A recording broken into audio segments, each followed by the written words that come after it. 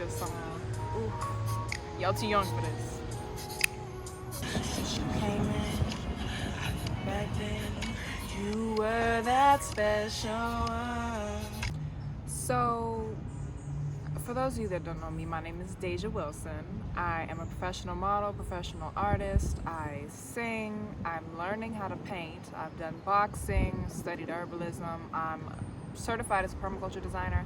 I haven't put it to practice yet, but I'm also studying for my second certification for it. I'm a very expressive and charismatic person, but I've not really come outside my box on the social medias.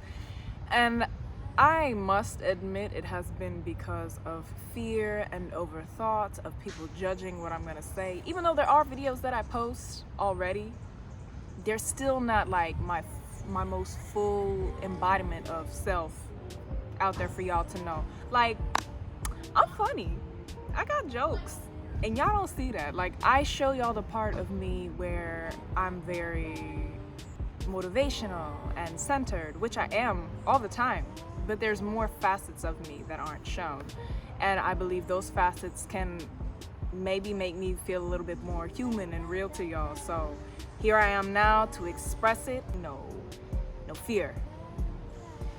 Fear has been such, especially now in these times of uncertainty, a thing that's easy to fall prey to.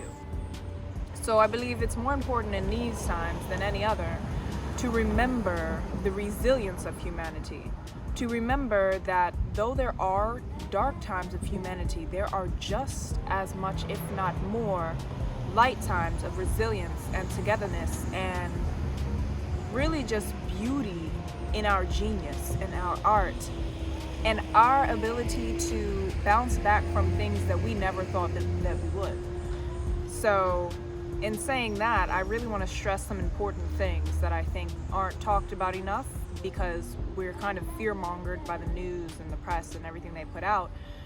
I believe that the directive of things is worded so that we are influenced to be a bit more impressible, because we have to remember, realistically, we live in a capitalistic society. So the leaders of this society have a goal to make money. It's clear from the start of this country and what they did to the natives that their goal was not to be here for people.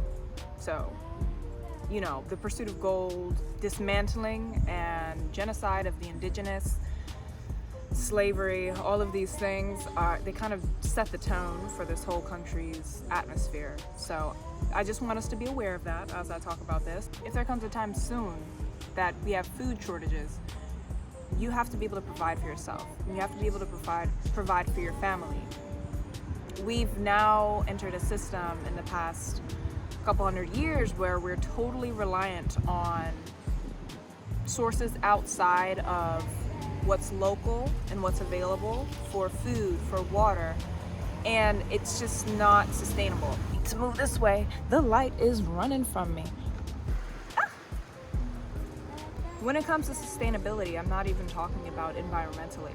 Though it's a great help environmentally when we start to live in this way where we're caring about what we're putting into our bodies, where we care about what's happening to our land, because the land is what gives us food.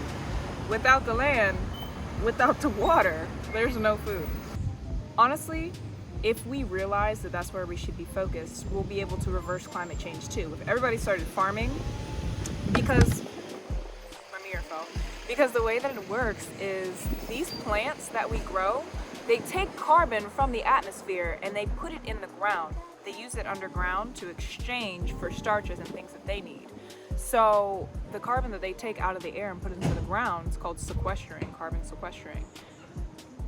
It reverses climate change.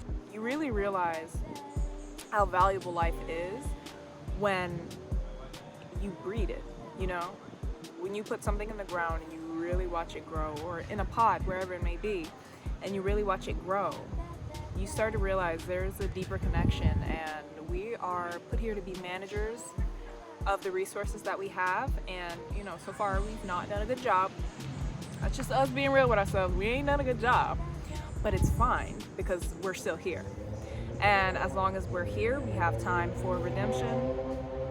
There's always hope. Wherever there is humanity, there is hope. Wherever there are people, there is power.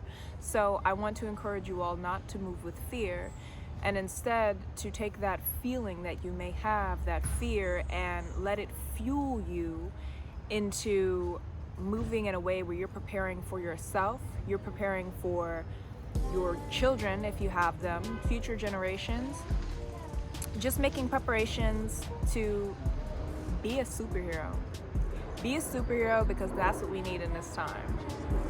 I also have a friend, oh my gosh, I'm so sorry because it has taken me so long to make this video, but he asked me how, when I was in New York, how I would stay spiritually grounded, because it's a very, I mean, compared to where I came from in Florida, it's a very dark place, gloomy, you know, there's so much energy around you all the time, and a lot of it is negative because New York is very work, bumping shoulder to shoulder all day. If you've never been there, it's definitely a hustle. So the way that I stayed grounded when I was out there was really the parks. Like, the parks saved my life. You don't realize how much you need nature until you have absolutely no access to it. And going to the parks, like Prospect Park, Central Park, and finding places that I wasn't technically allowed to go. It's super windy, I don't know if you guys can hear me.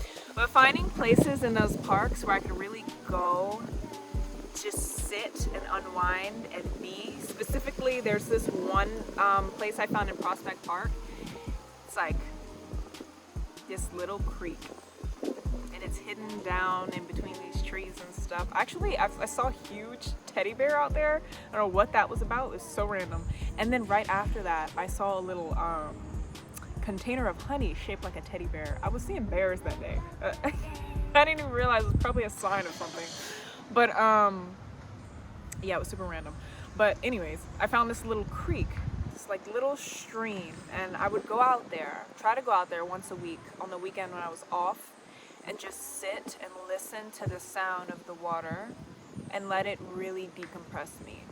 Because for me, that's what helps. Nature helps me. Any creative outlet helped me. Like drawing, just sitting. Getting rid of your phone is so helpful. It's immensely helpful when it comes to finding your peace, because you don't realize how frazzled it has you. Picking up phone calls, returning texts, responding to emails, scrolling through social media, it has you like this all the time, but we're not meant to be like that all the time. That's kind of survival mode. And when we are like that, of course, we're stressed because those hormones are continuously coursing through our body, and we're supposed to be relaxed most of the time, you know, when we're enjoying life and living naturally. So I would make sure to have that time planned out for myself every week. I would always make sure to write down my affirmations, or if there's a quote that I saw that I really liked, write it down on a piece of paper, tape it to the wall so I would see it every morning. And seeing those things in the morning and seeing them at night really changed the way that I thought when I woke up, and it changed the way I was thinking before I went to sleep. So it kind of just set the tone for my entire days. Again, sorry that it took so long for me to answer that question, because it was so simple to answer. I just had to go beyond fear and hurry up and make this video, because I was really overthinking all of it. And you know, there was just this fear of like judgment. Like, if I show my full self, oh my god, everybody's gonna judge me. Okay, no.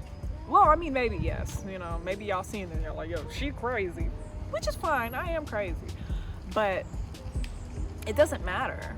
It really doesn't matter. And once you realize that the only person whose thoughts about you matter are your own, you become so empowered. So reclaim your power too. We are powerful beings. Reclaim your power. Once you control that mind, baby, realize you're divine, everything else falls into line, okay?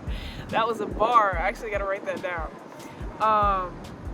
But yeah, I'm wishing peace, positivity, and sending love to you all. I hope you feel it, okay? And this is the first of many videos. Love y'all.